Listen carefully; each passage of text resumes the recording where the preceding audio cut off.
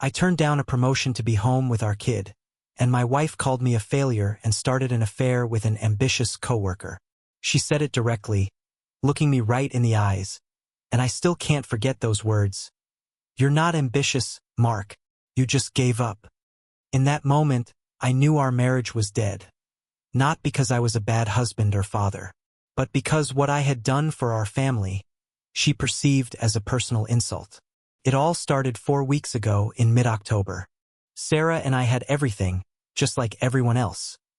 A mortgage on a house in the suburbs, 2 cars on credit, and our 4-year-old son, Jacob. He's the brightest light in my life, and Sarah. She was always the one pushing us forward. I worked as a software engineer at a major IT company. She was a marketing department head at a startup. Her job was always more demanding, more exhausting. When Jacob turned 3, we started to see how this race was breaking us. We both came home drained, irritable, and the only thing we could give our son was a tired glance and half an hour of reading before bed. Our relationship, of course, suffered too. Intimate life, once a month, by appointment if we were lucky. That's when I made the decision I thought was the right one. My direct supervisor, Gary, offered me a senior architect position. It would have meant doubling my salary, but also mandatory travel for the first 6 months, plus working 70 hours a week. I came home, sat in the kitchen, and told Sarah about it, expecting her to be happy, but say it would be difficult to manage. Her reaction was different. "Do you understand what this means, Mark? We'll finally pay off this damn mortgage in 5 years. Not 15. This is a chance." Her eyes glowed with a feverish excitement. But I had already decided. "I turned it down," I said, trying to speak calmly, though everything inside me tightened up at the sight of her reaction. "I told Gary I couldn't do it right now. I don't want to miss half a year of Jacob's life. We need someone to be here, to be truly present. My salary keeps us afloat, and you can focus on your work. It seems like you're in the hottest phase of your startup right now." The silence in the kitchen was so thick I could hear the refrigerator humming. Sarah put her mug down with a bang, as if she was cracking the table. "You turned it down?" Her voice was low, dangerous. "You just turned down our future, the chance to give Jacob a private school education, just to play the perfect dad? I don't need your sacrifice, Mark. My ambition is my choice, and you've chosen the couch and comfortable mediocrity." That evening, she slept in the guest room for the first time. The night was cold and empty. The next day she left for work earlier than usual, and from that moment on, ice settled in our house. We only spoke about Jacob, and only in short, functional phrases. She started staying late at work constantly, citing a crisis, new investment, or a project launch. It had happened before, but now it became the rule. At first, I thought it was just a reaction to our fight. I gave her space. I thought she needed time to realize I did it for us. How wrong I was. 3 weeks after my refusal, last Friday, I picked Jacob up from daycare. We went to the park, rode the swings, and then I cooked dinner. At 9 in the evening, Sarah sent a text. "Delayed again. Crisis. Don't wait up." I was already used to it. That night, I woke up to her quiet footsteps. She walked into the bedroom where I was sleeping alone, changed, and lay down on her side with her back to me. She didn't smell like our usual fabric softener, or the cigarette smoke she hated, or her favorite perfume. She smelled like expensive cologne that had never been in our house. And I knew that scent. It was sharp, spicy, and utterly foreign. Couldn't sleep that night. I lay there, staring into the darkness, and the thought, cold as the November wind, pierced me. She is looking for ambition somewhere else because she thinks I've lost mine. The next day, I decided I would find out everything. I couldn't stand this coldness anymore. I decided to talk to her, not to mend things, not to fight, but just to start with an innocent question. "Who are you working so late with, Sarah?" I didn't know yet that the answer to that simple question would destroy not only my marriage but also my perception of myself. The smell of that cologne was a chemical burn on my conscience. It wasn't just a smell. It was proof. A foreign object shoved right into the sterile, predictable routine of our life. I used to trust her with my life, with our finances, with the future of our son. Now, I couldn't trust her to tell me where she had been past midnight. The next day, Saturday, the atmosphere was suffocating. Sarah was walking on eggshells, pretending everything was normal. She even made pancakes for Jacob, something she hadn't done in months. I watched her flipping them, her forced smile not quite reaching her eyes, and I felt a deep, sickening detachment. This wasn't the Sarah I married. This was a high-functioning stranger putting on a performance. I chose my moment carefully, not wanting a confrontation in front of Jacob. After breakfast, she was checking her phone. Always the phone now, constantly buzzing with notifications she'd read, smile faintly, and then quickly hide. About last night, I started, keeping my voice level casual, as if I was discussing the weather. You were really late. Who were you closing the deal with? Was it Ted? Ted was her boss, a notorious workaholic. She didn't look up immediately. She typed something, her thumbs flying over the screen. No, not Ted. We were finalizing the pitch deck for the new round of funding. It was a group effort. A group effort that requires you to stay until 1 a.m. and come home smelling like a liquor store after a cologne spill? I couldn't stop myself. The casual tone evaporated. She finally raised her head. Her eyes narrowed. What are you implying, Mark? Are you policing my hours now? I'm trying to secure the funding that will keep my entire department employed. Maybe if you hadn't given up on your own career, you wouldn't have time to worry about my work schedule. The words landed like punches, perfectly aimed at the wound she had already opened. She knew exactly how much that giving up comment hurt. It was her nuclear option. This has nothing to do with my career, I countered, leaning against the counter. It has to do with respect and transparency. I came home early for this family, and you treat our home like a hotel room you crash in between secret meetings. They're not secret, they're confidential, she snapped. And I don't appreciate the implication. If you want to know who I'm working with, it's Ethan. He's the new VP of sales. He's been driving the whole campaign. Happy now? Ethan. The name was new. I felt a pang of relief mixed with a fresh wave of dread. Relief because she gave me a name. Dread because she delivered it with such aggressive defiance. No, I'm not happy, I admitted honestly. Why the sudden need for a brand new, expensive cologne? Sarah, I know that smell wasn't yours. For the first time, I saw a flicker of panic behind her angry facade. It lasted only a second before she morphed back into the aggrieved spouse. That's insulting. I was in a room full of people. Ethan, Ted, investors, they all use strong scents. Are you seriously going to accuse me of something based on an odor? You're paranoid, Mark. You're insecure because you feel you've fallen behind. I'm going for a walk. She grabbed her keys and slammed the door, leaving me alone with the quiet house and the ruins of my self-control. I stood there, staring at the closed door. Paranoid? Insecure? Maybe I was. Maybe this was just my fear of being judged by her standards manifesting as jealousy. But the smell was real. The late nights were real. The growing chasm between us was devastatingly real. Over the next few days, I became obsessed. I started tracking her car's location on the Find My Friends app, an app we originally installed for safety. Every day, I watched her little blue dot move. Most of the time, it went straight from home to her office, and then, invariably, it would stay stationary late into the night. But there was one night, Tuesday, when the dot moved. It didn't go home.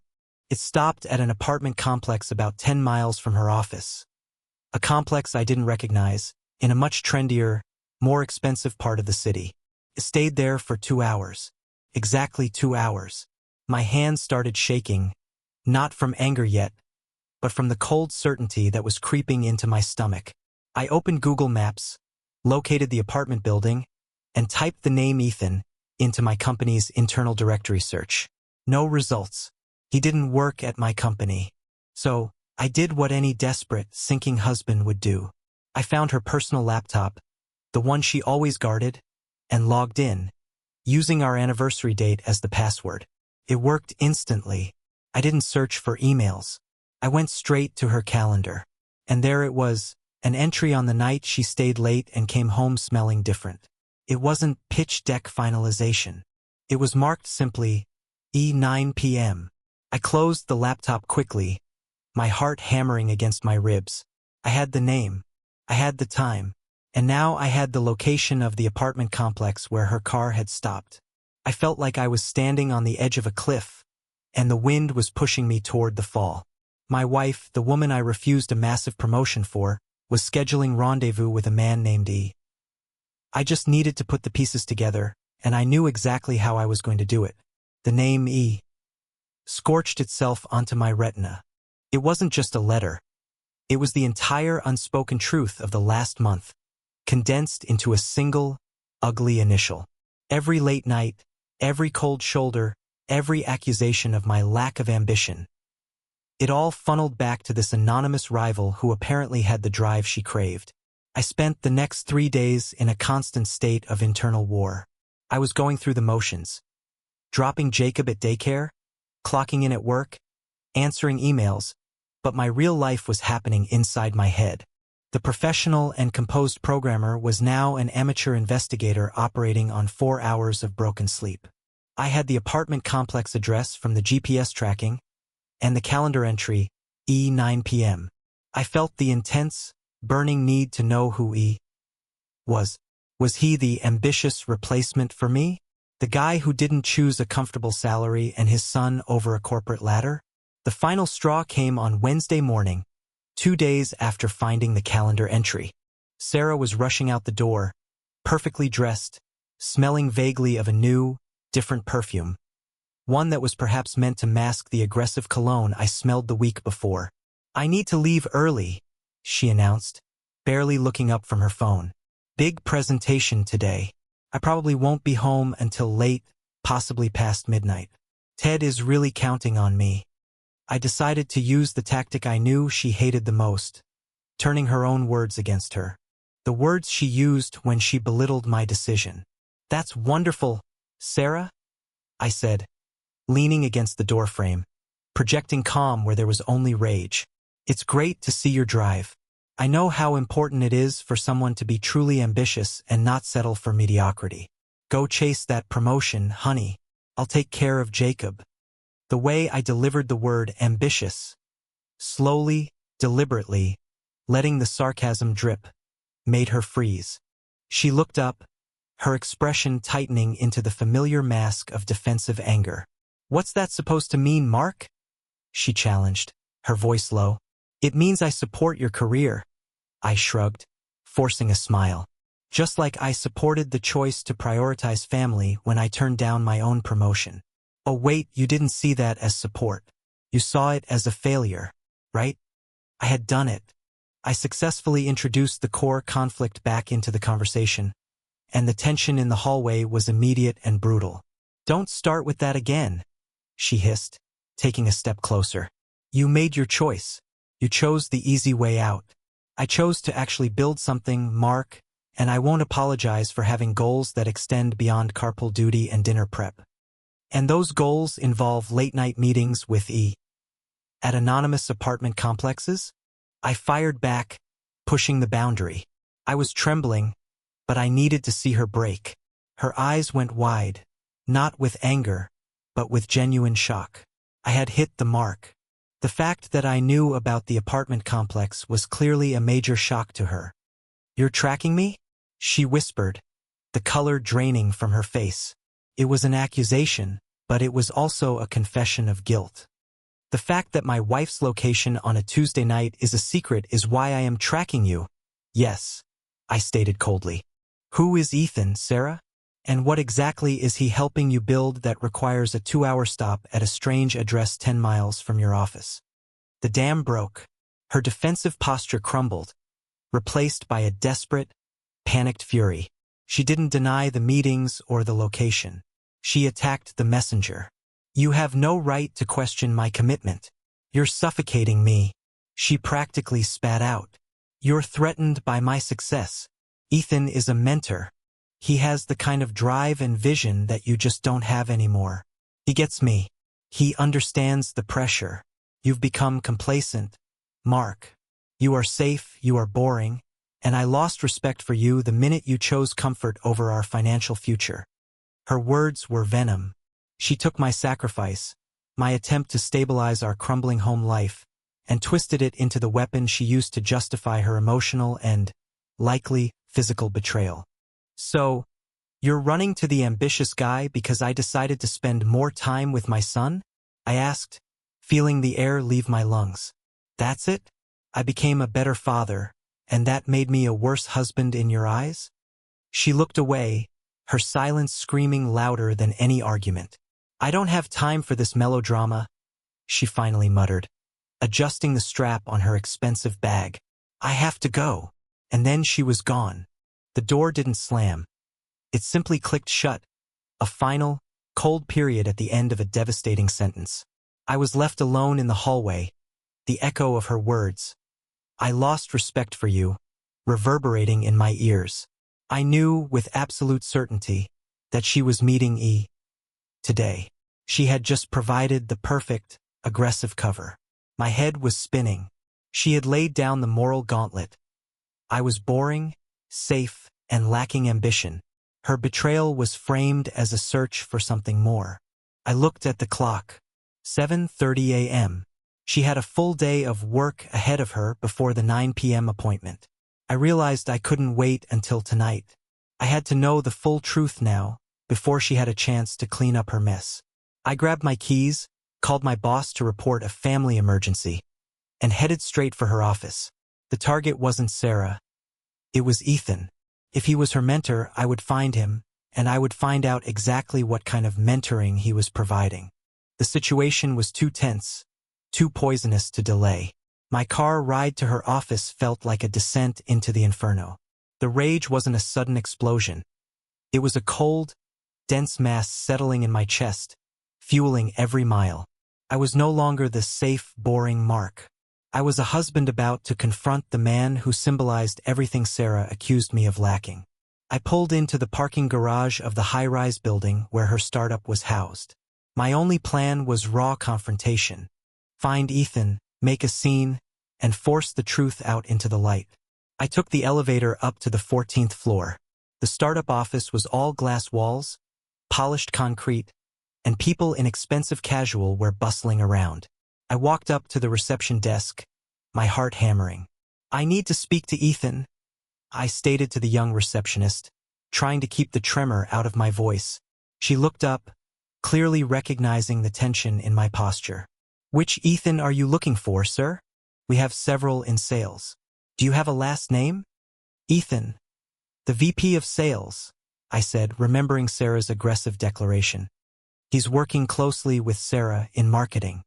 She typed for a moment, then frowned slightly. You must mean Ethan Miller. He's a senior account executive, sir. Not a VP. And he's actually in marketing, not sales. Hold on a moment, please. Senior account executive. Not a VP. Sarah had lied about his title, making him sound more important, more ambitious. The small lie was a paper cut, but it made the larger wound hurt more. The receptionist picked up the phone, spoke quietly, and then looked back at me. Mr. Miller is in a meeting right now. He asked if you could wait. Tell him his name is Mark. I'll wait exactly 5 minutes, I replied, planting myself in a leather chair, determined to not move. 5 minutes later, a man emerged. He wasn't the slick, intimidating predator I had imagined. He was younger than me, maybe 30, with nervous energy and an anxious haircut. He wore a crisp, tailored suit, the source of the cologne, no doubt. Mark? He asked, extending a hand that was slightly damp. I'm Ethan, Sarah's colleague. What can I do for you? I didn't shake his hand. I stood up, towering over him slightly, and went straight for the jugular. I know you're meeting my wife tonight at 9, I stated, dropping the address of the apartment complex, the one I tracked, onto the floor between us. I want to know exactly what kind of mentoring you're providing to my wife, Sarah. Ethan's face went white.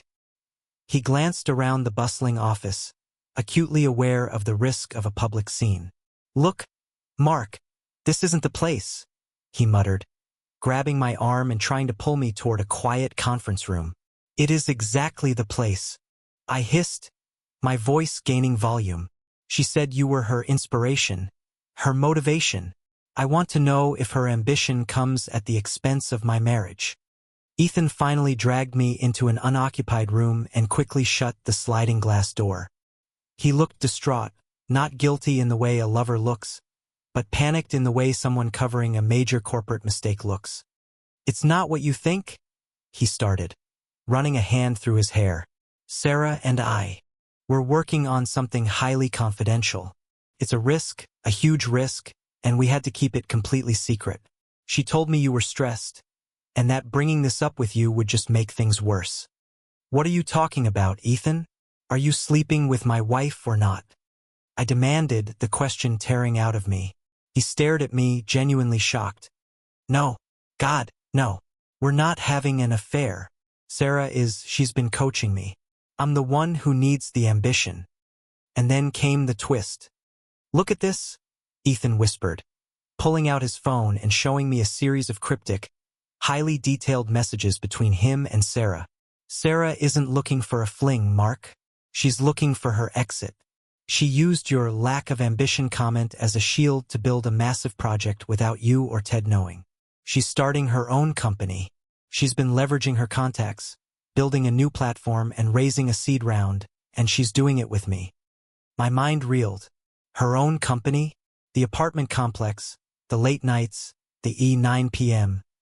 It wasn't a rendezvous with a lover. It was a secret meeting with her co-founder.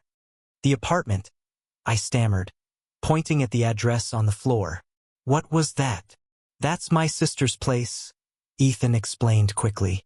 "It's secure, away from any corporate cameras or ears. We've been meeting there to finalize the pitch to the venture capital firm. Tonight is the night. Tonight is the final presentation to secure the seed funding. Sarah is leaving Ted's company and launching her own. She was so afraid you'd talk her out of it or judge her that she invented the crisis, the late nights, and the cover story. She's not having an affair, Mark. She's having a corporate revolution." The relief should have been immense. She wasn't cheating, but the blow that followed was far worse. She hadn't been betraying me with her body. She had been betraying our partnership, our trust, and our shared life with a secret, radical career move. The lack of ambition wasn't a justification for infidelity. It was a justification for cutting me out of her professional life entirely.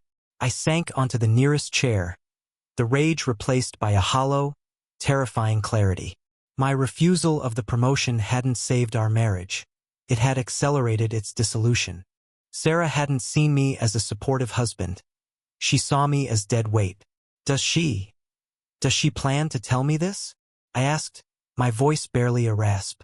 Ethan looked away, shame etched on his face. "I think she was planning to tell you after the funding was secured.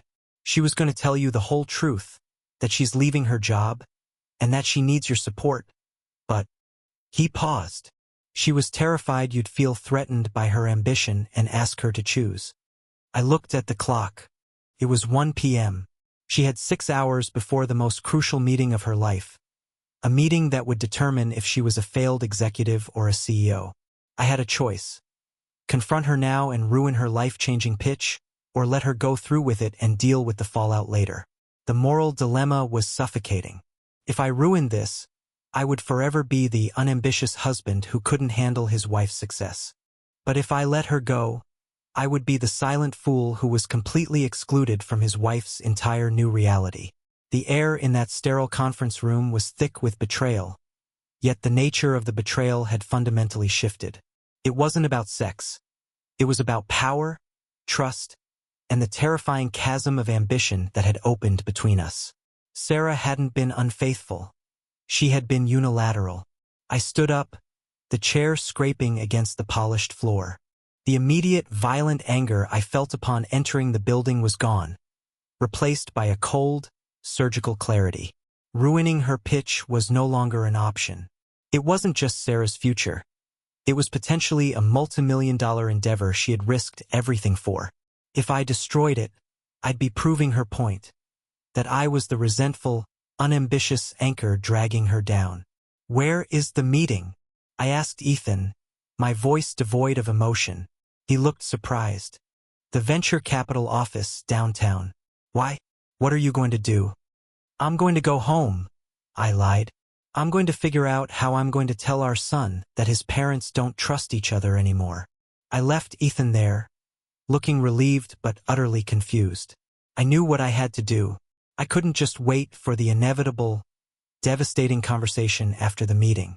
I had to inject myself back into our narrative, not as the angry accuser, but as the silent witness. I drove downtown and found the imposing tower of the VC firm. It was 8:45 p.m.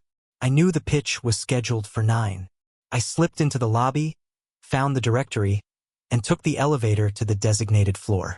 I found the waiting area, a sleek space with minimalist art. And there was Sarah. She was standing by the window, rehearsing her lines under her breath, a woman preparing for war.